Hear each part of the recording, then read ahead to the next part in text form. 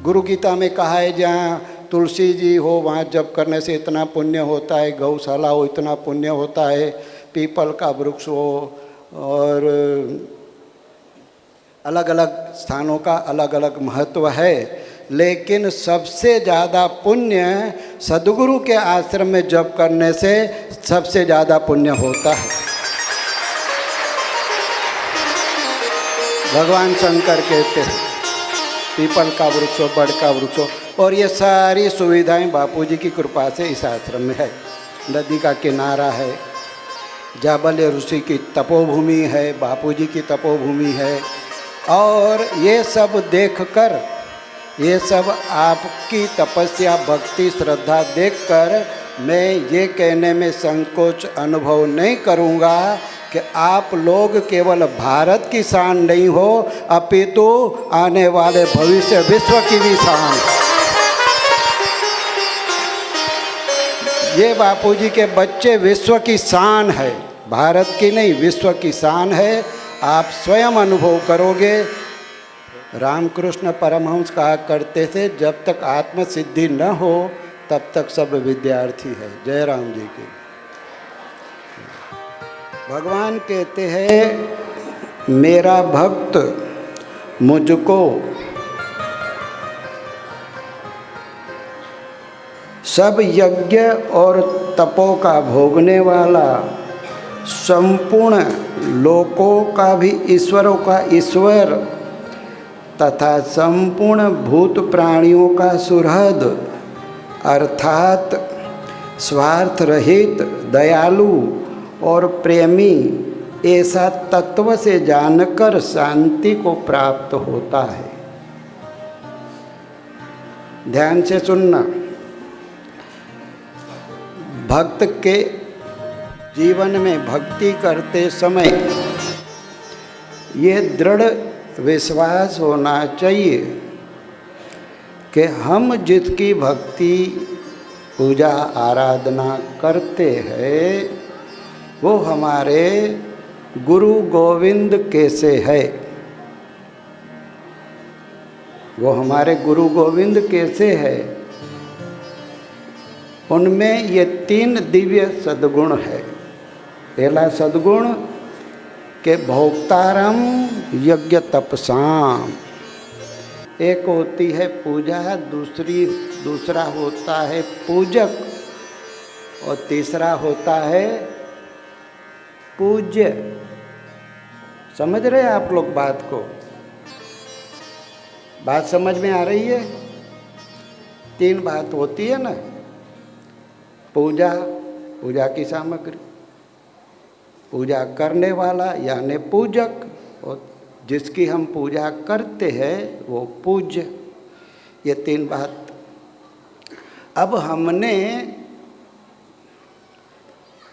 जो भी गुरु गोविंद की सेवा से, सुमिरन से, जप से, ध्यान से, कीर्तन से, जिस प्रकार से भी हमने पूजा की, पुकारा, प्रार्थना किया, तो ये हमने की गुरु गोविंद की ये हमने की गुरु गोविंद की पूजा, और वो हमारे पूज्य है, हम है पूजक। तो जिसने हमारी पूजा स्वीकार की वो हो गए पूजा के भोक्ता। भगवान गीता में कहते भोक्तारम यज्ञ तपसाम, जप करना भी एक प्रकार का यज्ञ है, अथवा तो सिंपल शॉर्ट एंड स्वीट भाषा में समझे कि मन वचन कर्म से हमने किसी का भला किया और बदले की भावना न रखी, वो सब यज्ञ हो गया। भला कर और भूल जा। जयराम जी की भला कर और भूल जा, ज़्यादा सिर पे बर्डन टेंशन मत ले। सूर्य नारायण उदय होते हैं, उनके उदय होते ही कितनी वनस्पतियाँ, अन्न सब पुष्ट होते हैं, वो हिसाब नहीं रखते। चंद्रमा की चांदनी में बैठने से कितना लाभ होता है, वनस्पतियों को पुष्ट करते हैं। वैज्ञानिक लोग कहते हैं चंद्रमा की चांदनी में गर्भिणी स्त्री बैठे तो उसके गर्भ का ऑटोमेटिक विकास होता है, भले डॉक्टर ने मना किया। तो महाराज वे हिसाब नहीं रखते, गंगा जी हिसाब नहीं रखती कि मेरे जल से कितने लोग पवित्र हुए, कितनों ने प्यास बुझाई, 2 पैर वालों ने कि 4 पैर वालों ने, वो कभी हिसाब नहीं करते, भला करते भूल जाते। इसी तरह बापूजी के द्वार पर आते हैं, आश्रम में आते हैं, बापूजी के दर्शन से, बापूजी के सुमरन से, और सभी आश्रम में बड़वास्ता की स्थापना की हुई है।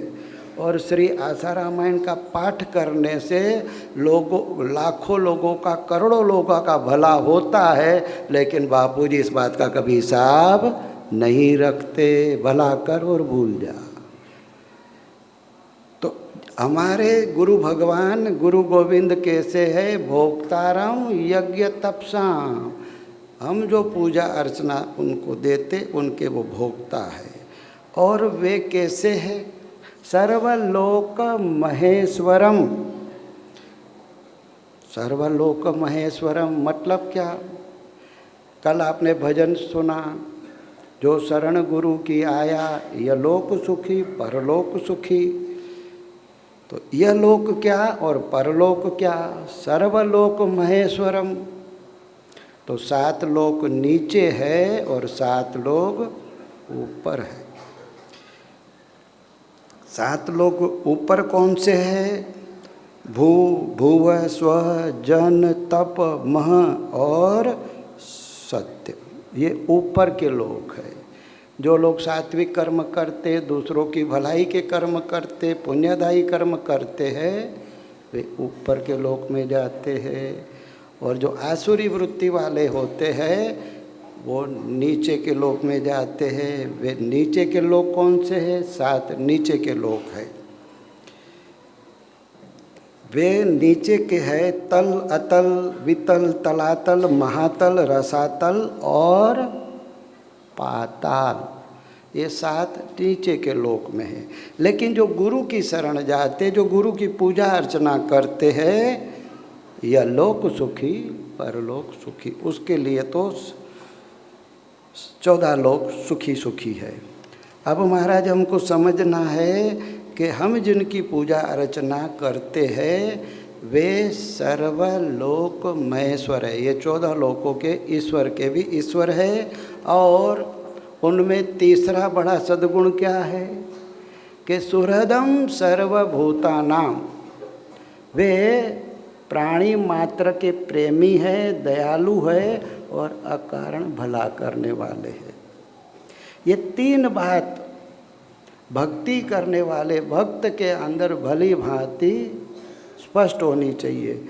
ये तत्व से जानकर जो साधक भक्त भक्ति के मार्ग पे चलते हैं तो भगवान कहते उनके अंदर परम शांति आती है। जो भक्ति करे और उसके अंदर शांति न हो तो समझना वो भक्ति नहीं कर रहे, कुछ और तिकड़म कर रहे। साधक है, भक्त है, भक्ति कर रहा है, मैं तिकड़े जाऊं, इकड़े जाऊं, उससे मिलूं, ये खाऊं, वो खाऊं, तो अंदर में अशांत है, तभी इधर उधर भटकने की इच्छा होती है, तो वो भक्ति नहीं कर रहा है। जब साधक भक्त ध्यान भजन में इतना लवलीन हो जाता है, उसको दूसरों के सामने तो क्या, घड़ी के सामने देखने की भी इच्छा नहीं होती है। वो अंदर में इतना शांतात्मा होता है। आपने देखा होगा फोटो में बापूजी के हाथ में सांप है, देखा है ऐसा फोटो आपने? अभी इधर कोई प्लास्टिक का सांप फेंक दे तो आधे भाग जाएंगे, खिलौने का सांप फेंका तो भाग जाएंगे, लेकिन बापूजी के हाथ में जिंदा सांप है। आपने तो फोटो में देखा, मैंने इन आँखों से देखा।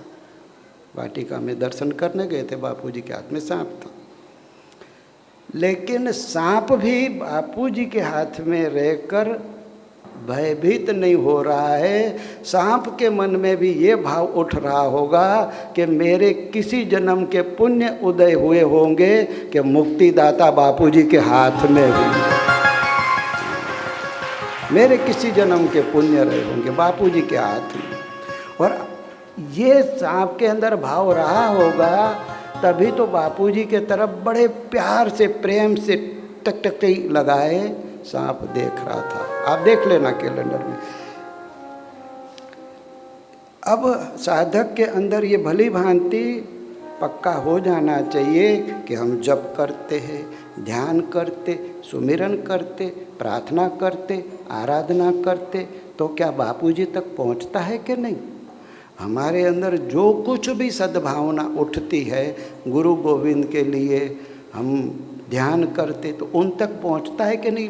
कईयों के अंदर होता है, लेकिन भगवान ने इस श्लोक में स्पष्ट कर दिया है कि आप निश्चिंत होकर निश्चिंत नारायण का भजन कीजिए।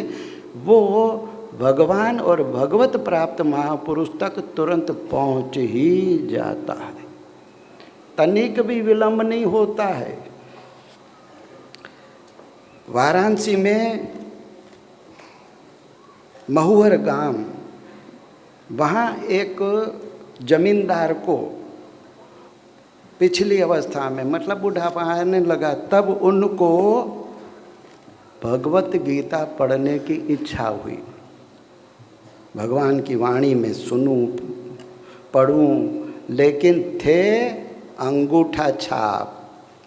कभी स्कूल कॉलेज गए नहीं थे, स्कूल नहीं गए तो कॉलेज में कहाँ से गए होंगे, ऐसे अंगूठा छाप। लेकिन उनको भगवत गीता पढ़ने की इच्छा हुई, भगवान की वाणी में पढ़ूं।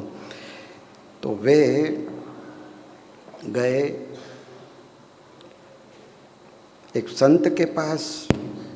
संत को कहा कि मुझे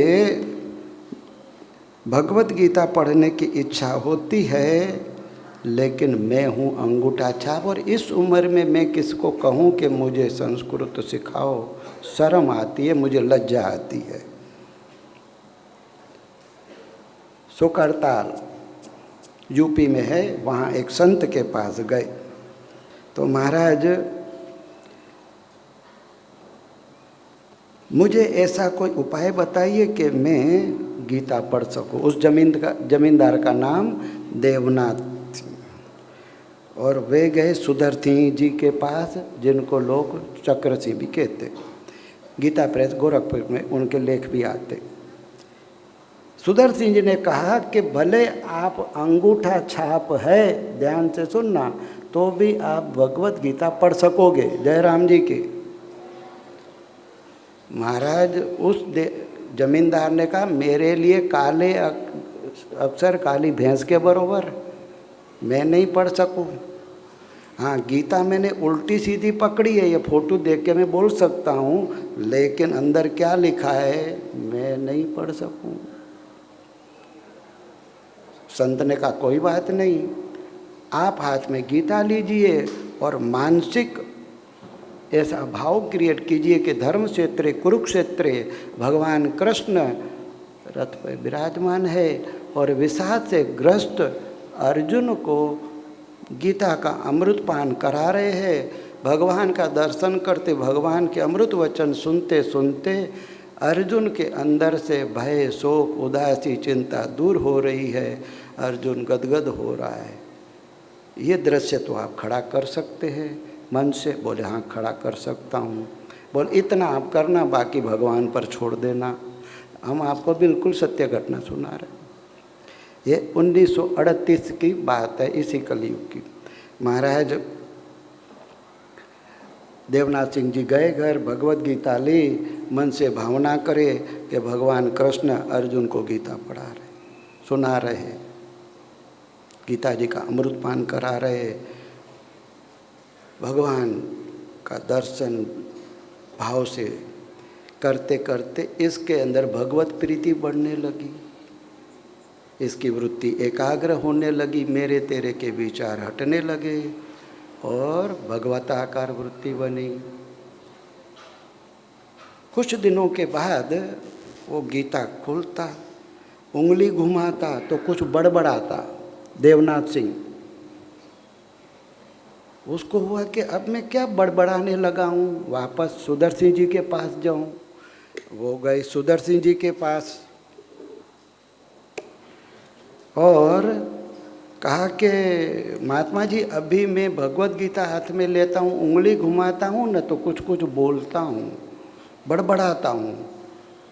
संत ने गीता मंगवाई, प्रथम अध्याय का प्रथम श्लोक, बोले इसके ऊपर आप उंगली घुमाते हुए जो बड़बड़ाते बड़बड़ाइए, जो बोलिए, आपको आश्चर्य होगा। वो बड़बड़ा नहीं रहा था, वो स्पष्ट संस्कृत में गीता जी के श्लोक उच्चारण कर रहा था।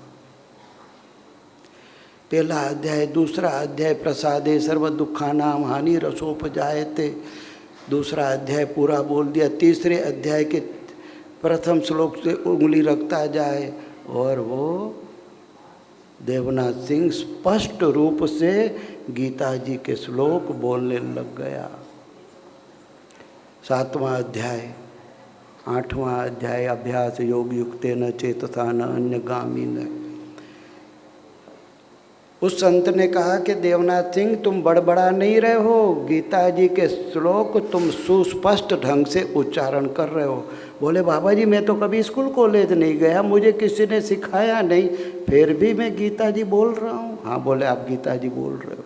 उसकी खुशी का ठिकाना न रहा कि जिस परमात्मा ने मेरा इतना कल्याण किया, अब शेष जीवन मैं प्रभु में बिताऊंगा। अब आपको होता होगा, इधर जितने भी पुण्यात्मा बैठे हैं, कि उस समय हम तो थे नहीं, हमने तो देवनाथ सिंह को देखा नहीं कि उसने कैसे गीता पढ़ ली, कभी स्कूल कॉलेज नहीं गया और उसको गीता पढ़ना आ गई। भगवान तो सबके सुहृद है, कल्याणकारी है, प्रेमी है, दयालु है। तो हम आपको ले चलते हैं महाराष्ट्र पूना। तो वहाँ एक परिवार ने भी मंत्र दीक्षा ली, वो पति पत्नी घर जाके जप करे। कुछ दिन के बाद उसके पति ने अपनी पत्नी को कहा कि तू नियम अधूरा करती है। उसकी पत्नी ने सोचा मैं 11 माला तो करती जो। पति के कहने से उसने 11 की 20 कर दी। कुछ दिनों के बाद उसके पति ने फिर टोका कि तू नियम अधूरा करती है, 20 की 25 कर दी। कुछ दिन के बाद फिर उसके पति ने कहा कि तू नियम अधूरा करती है, 25 की 30, 31 हो गई।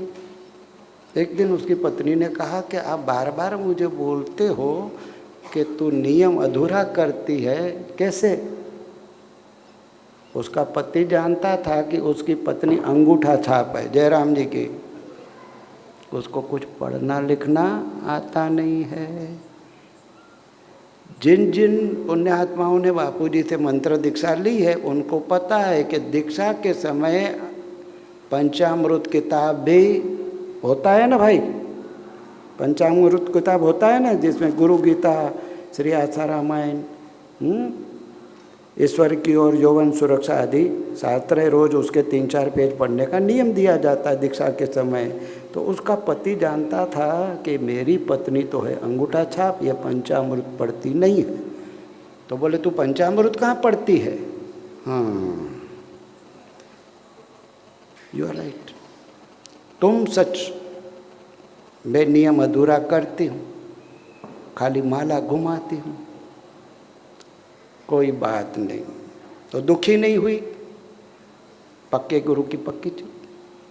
बोले मुझे नहीं आता है पढ़ना लिखना, मेरे बापूजी को सब कुछ आता है। दूसरे दिन प्रभात काल में 4 बजे नहा धोकर पूजा के रूम में बैठी, नियम किया, आर्त भाव से बापूजी को पुकारा कि बापूजी माला माहित नहीं, वो महाराष्ट्रन माई थी, माला माहित नहीं, हिंदी मराठी मैं अनपढ़ गंवार, जैसी तैसी हूँ बापूजी आपकी हूँ, आपको सब भाषा आती है, आप चाहोगे तो मैं पंचामृत किताब पढ़ लूँगी, गुरु गीता भी पढ़ लूँगी, मैं तो तुम्हारी शरण हूँ।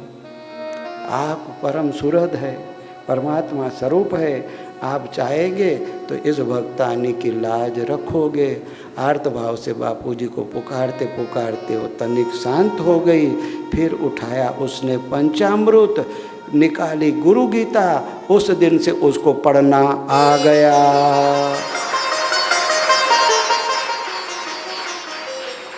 स्कूल कॉलेज कभी गई नहीं, हड़पसर पूना में रहती, सैकड़ों लोग उसको जानते कि ये माई अब पंचामृत किताब स्पष्ट पढ़ लेती है, गुरु गीता ईश्वर की ओर जो सुरक्षा सभी पढ़ते हैं। तो शायद किसी को विश्वास ना आए कि ऐसा भी हो सकता है। वो बहन अभी भी जिंदी है, सिंधे ताई, उसको तो हमारे हर सत्संग में बहन आती है। आप देखना चाहो तो उससे मिल सकते हो कि बापूजी की कृपा से कि तुमको पढ़ना आ गया कि नहीं आ गया। नारायण हरि। क्यों कि भगवान ने गीता में वचन दिया है, सुहृदं सर्वभूतानां, परमात्मा सबके सुहृद है। भोक्तारम यज्ञ तपसाम सर्वलोक महेश्वरम। बापूजी कहाँ है? वो पूना महाराष्ट्र में बापूजी को पुकारे, लेकिन उसकी पुकार बापूजी तक पहुँच जाती। सर्वलोक महेश्वर, ये तो यही की यही बात। किसी भी जगह पे गुरु गोविंद को कोई पुकारे तो उसकी पुकार व्यर्थ नहीं जाती है। तो अभी जो साधक भाई बहने, नन्हे मुन्ने बच्चे बच्चियाँ लगे हुए, उधर मुन्ना भाई लगे हुए जप कर रहे, ध्यान कर रहे, तो भाई ये व्यर्थ नहीं जाएगा, ये व्यर्थ नहीं जाएगा। ऐसा सोच के, ऐसी दृढ़ता लेकर आप जब ध्यान करोगे ना, तो आपको और अंदर से आनंद, उल्लास, उमंग उड़ पड़ेगी। फिर जब करना आपको थकान नहीं लगेगा कि मेरे गुरु भगवान मेरे साथ है, उनको सब पता चलता है कि मैं कहाँ बैठ कर जप कर रही हूँ, कि कहाँ बैठ कर।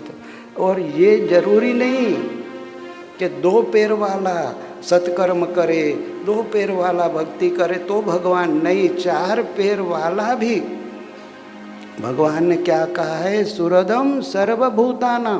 वे प्राणी मात्र के सुहृद है। कोई चार पैर वाला है, उससे भी कोई सत्कर्म हुआ है तो भी भगवान तक जाता है।